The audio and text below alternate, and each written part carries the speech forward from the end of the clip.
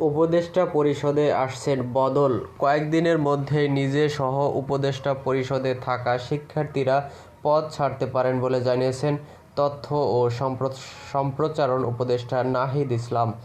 আর এ মাসের শেষেই ঘোষণা আসছে বৈষম্য বিরোধী শিক্ষার্থীদের নিয়ে নতুন রাজনৈতিক দলের। ৭১কে এসব কথা বলেন তথ্য উপদেষ্টা। অধ্যাদেশ নয়, বরং বিচারিক প্রক্রিয়ায় আওয়ামী লীগ নিষিদ্ধের সিদ্ধান্ত আসতে পারে, আর সেটা হতে পারে নির্বাচনের আগেই। নির্বাচন নিয়ে বিএনপির অবস্থান পরিষ্কার করায় সরকারের সাথে দূরত্ব কমেছে বলেও মনে করেন নাহিদ ইসলাম। কোটা বাতিল আন্দোলন থেকে সরকার পতনের ঘোষণা, গণ-অভ্যুত্থানের মাধ্যমে আওয়ামী লীগ সরকারের পতন, তারপর এর মধ্যেই চলে গেছে ৬ মাসেরও বেশি সময়।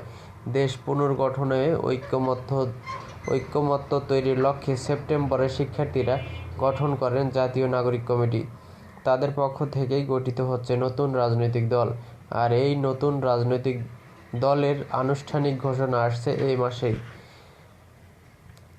৭১কে দেয়া সাক্ষাৎকারে তথ্য ও সম্প্রচার উপদেষ্টা জানান, দলের কার্যক্রমে যোগ দিতে তিনি সহ উপদেষ্টা হিসেবে দায়িত্ব পালন করা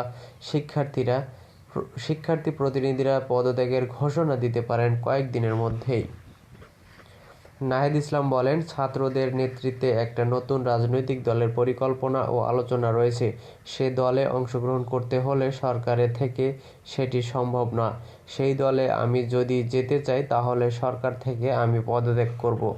তিনি বলেন, আমরা চিন্তা ভাবনা করছি, আমি ব্যক্তিগতভাবেও চিন্তা ভাবনা করছি।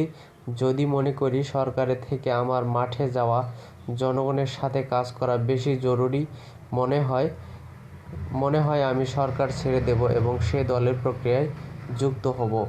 ঘোষণা এসেছে দলটি এ মাসেই হবে উল্লেখ করে তিনি আরও বলেন, আর কয়েকদিনের ভেতরে একটা চূড়ান্ত সিদ্ধান্ত সবাই জানতে পারবেন। রাজনৈতিক দল গঠন আর ভোটের রাজনীতি যে ভিন্ন বিষয় তা জেনেই মাঠে নামা হচ্ছে বলেও জানান নাহিদ।